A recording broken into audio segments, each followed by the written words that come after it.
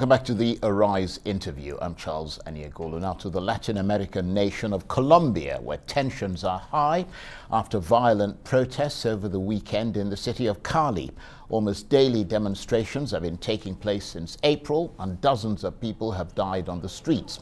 With the economy in a massive slump and anger extremely high, it seems that the protests are set to continue. They were initially fueled by outrage at a tax reform plan, but amid more than 20 deaths, mostly of marchers, demands have expanded to include action to tackle police violence, and there have also been calls for the withdrawal of a long-debated health reform package.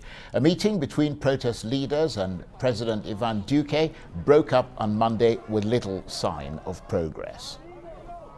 Well, for more on this, I'm joined now by Arise correspondent Faith Orr. Good to see you, Faith. Just talk us through what has been happening with these protests in Colombia. I mean, it seems like things have escalated over the past month.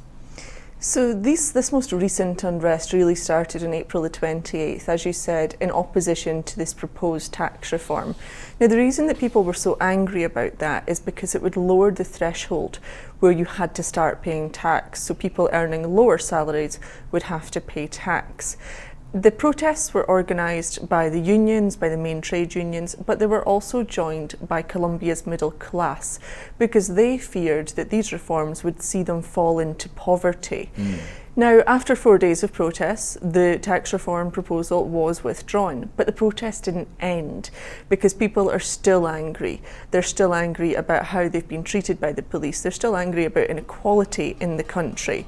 We've seen tens of thousands of people marching in the capital, as well as protests in towns and cities across the country. There's also been shows of support in other Latin American countries, as well as in Spain. Now, the finance minister has stepped down, the government has reacted, but people just don't seem to think that it's enough. And there has been this increased violence, not just between protesters and police, but interestingly enough, between armed civilians and protesters. Now, these armed civilians are angry at the protesters because as part of the protest, they have been blocking major roads. And the blockade, especially in Cali, the third largest city in the country, has been stopping food, stopping fuel, getting into the city. So there have been these clashes, and it has, it's escalated beyond just protesters and police. So, just to be clear, this all started because of a tax reform plan. That has now been scrapped, but there are other pressures being brought to bear on people's lives in Colombia, not least, I understand, even COVID is having an effect, high inequality, as you said, youth unemployment, but police violence has fanned those flames of despair, haven't they? Oh, it really has. I mean, there's been a huge police presence at these marches from the beginning, and that's because they're being held in defiance of coronavirus restrictions. And the pandemic has really impacted people in Colombia. Unemployment has soared. It's pushed 3.6 million Colombians into poverty, so quite a substantial dent here to the economy, to the people in the country. So there is this economic pressure, but then there's also just a system that people don't think works for them. There's a healthcare reform, for instance, that they're trying to push through, which would further privatise the healthcare system in the country, which the demonstrators are now arguing against. They've added that to their list of demands. And they're pouring into the streets to denounce the police violence, the widespread killings that they've seen throughout the country. Human rights groups have reported riot police using tear gas, using live ammunition. Now, it's hard to get a handle on exactly how many people have been killed. We are hearing from local NGOs that it's 47 are dead, but official numbers are about 26.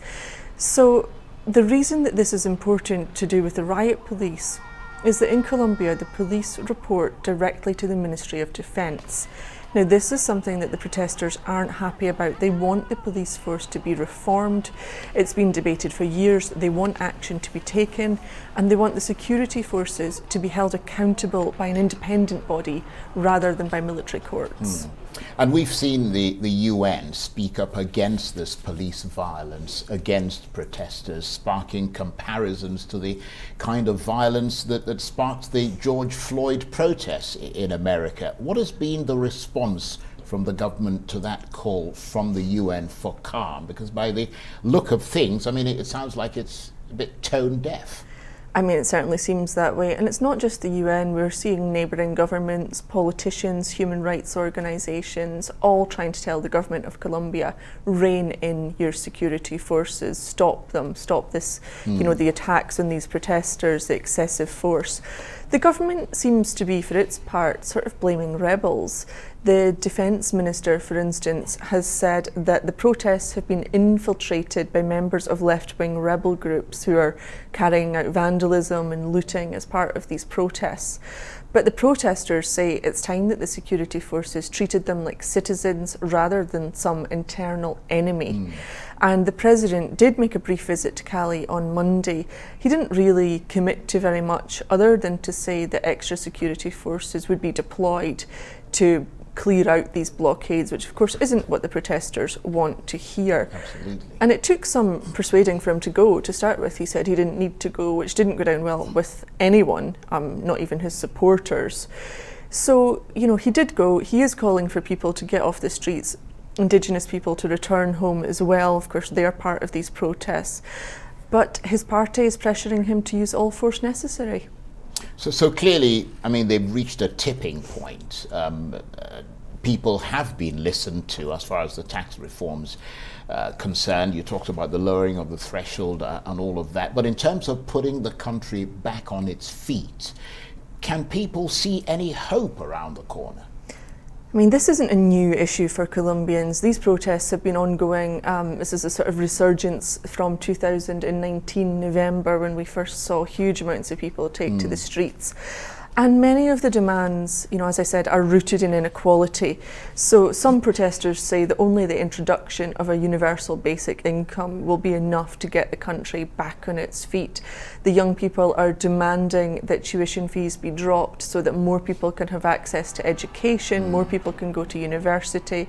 Of course, Indigenous groups are very hard hit by violence because in rural areas the government is still fighting some dissident members of FARC. Of course, there was the peace deal, but not everyone has adhered to that.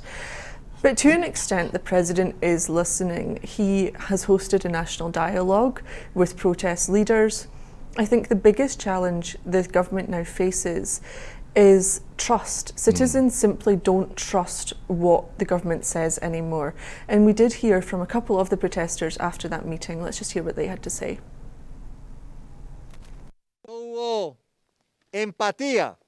There was no empathy from the government with the reasons, with the demands that have led us to this national strike. No empathy with the victims of the violence that has been applied in a disproportionate manner against the demonstrators.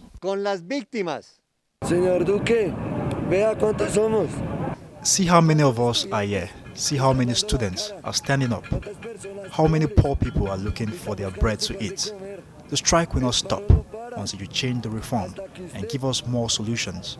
We need help from other countries. Colombia is going through a bad time right now. So clearly, Faith, both sides digging in their heels. Is it time for international organizations and diplomatic efforts to begin offering solutions to what now appears to be a deepening quagmire?